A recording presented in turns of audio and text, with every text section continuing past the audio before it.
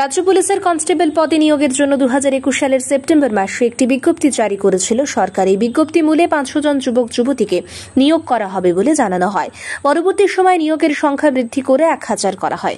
2022 সালের শেষ দিকে সংশ্লিষ্ট ক্ষেত্রে আবেদনকারীর বেকার যুবক যুবতীদের শারীরিক পরীক্ষা অনুষ্ঠিত হয়। এর 1 বছর পর অনুষ্ঠিত হয় লিখিত পরীক্ষা, কিন্তু আজ পর্যন্ত এর ফলাফল প্রকাশ করা হয়নি। অবিলম্বে ইন্টারভিউর ফলাফল প্রকাশ করে নিয়োগ প্রক্রিয়া সম্পন্ন করার দাবিতে সংশ্লিষ্ট বেকার যুবক যুবতীরা সোমবার রাজ্য পুলিশের সদর দপ্তরের সামনে সমবেত হয়ে বিক্ষোভ প্রদর্শন করে। পরবর্তী সময় তাদের মধ্যে থেকে এক প্রতিনিধি দল রাজ্য পুলিশের মহানির্দেশকের সাথে দেখা করে এক ডেপুটেশন প্রদান করেন। সংশ্লিষ্ট কর্মসূচি প্রসঙ্গে এক যুবক জানান, দীর্ঘদিন অতিক্রান্ত হলেও রাজ্য পুলিশের কনস্টেবল পদে নিয়োগ প্রক্রিয়া সম্পন্ন হয়নি। এরই মধ্যে অনেকের বয়স সীমা পেরিয়ে যাচ্ছে। অবিলম্বে ইন্টারভিউর ফল প্রকাশ করে গোটা নিয়োগ প্রক্রিয়া সম্পন্ন করার দাবি জানান তিনি।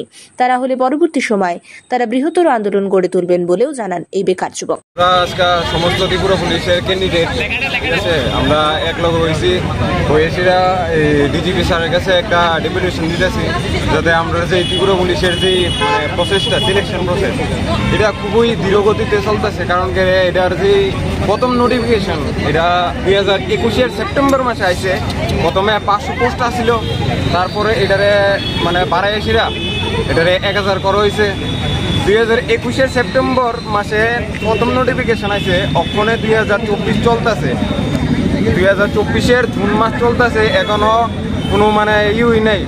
ফিজিক্যাল গেছে, ফিজিক্যালের 2022 লাস্টে ফিজিক্যাল গেছে, এর 1 বছর পরে রিটার্ন টেস্ট গেছে, রেজাল্টের কোনো খবর নাই। মাসের পর মাস চলে যাইতেছে গা, এইভাবে চললে তো হইতো না। তো আমরা আজকে একলগে হয়েছি, স্যারের কাছে একটা ডেপুটেশন দিতেছি যাতে এটা তাড়াতাড়ি সম্পূর্ণ করা হয়। আর যদি যাতে এটা ইলেকশনের আগে, পঞ্চায়েত ইলেকশন কিছুদিন পরে, এর আগে যাতে আমরা রেজাল্ট পাবলিশ করা হয় যে রিটেন টেস্ট দিছি, আর দুর্গাপূজার আগে যাতে ফুল প্রসেস কমপ্লিট করা হয়। আর যদি এমন না হয় তাহলে আমরা আগামী দিনে এর চেয়েও বেশি বড় আন্দোলনে সম্মিলিত হবো, ঠিক আছে?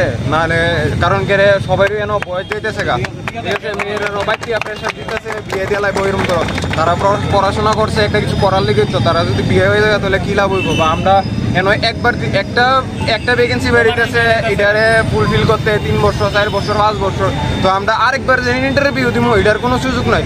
শুধু আমরা ত্রিপুরা পুলিশের যে এমন না, জেল পুলিশও সেম, ফায়ার সার্ভিসও সেম, জিআরবিটি গ্রুপ ডিও সেম। এরপরে 2019 লাস্ট টিএসআর আইছে, অনেক 2024 চলে, টিএসআর কোনো পাত্তই নাই। এত দেরি হইলে কি হইব নি?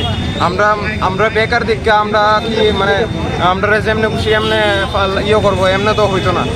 এই মন্ত্র যদি চলে তাহলে হয়তো না। যে প্রসেসটি আছে, ত্রিপুরা পুলিশ হোক, জেল পুলিশ হোক, ফায়ার হোক বা গ্রুপ ডি হোক, সবটি যাতে খুব তাড়াতাড়ি দ্রুতগতিতে সম্পন্ন করা হয়, নাহলে আমরা সবাই অনেক আরো বড় আন্দোলনের সম্মিলিত হবো আর কি। আচ্ছা, আপনারা কতজন ছিলেন টিকেছেন? আমরা ফিজিক্যালি টিকছি 6200 জন। কতটা পোস্ট ছিল? পোস্ট আসছিল 1000। প্রথমে 500 ছিল, এটারে আপডেট করে সেটা 1000 করা হয়েছে। এদিন রাজ্য পুলিশের মহানির্দেশকের নিকট ডেপুটেশন প্রদান কর্মসূচিতে প্রচুর সংখ্যক বেকার যুবক যুবতীদের উপস্থিতি ছিল লক্ষণীয়। ব্যুরো রিপোর্ট, সত্যের খোঁজে 24 ঘন্টা।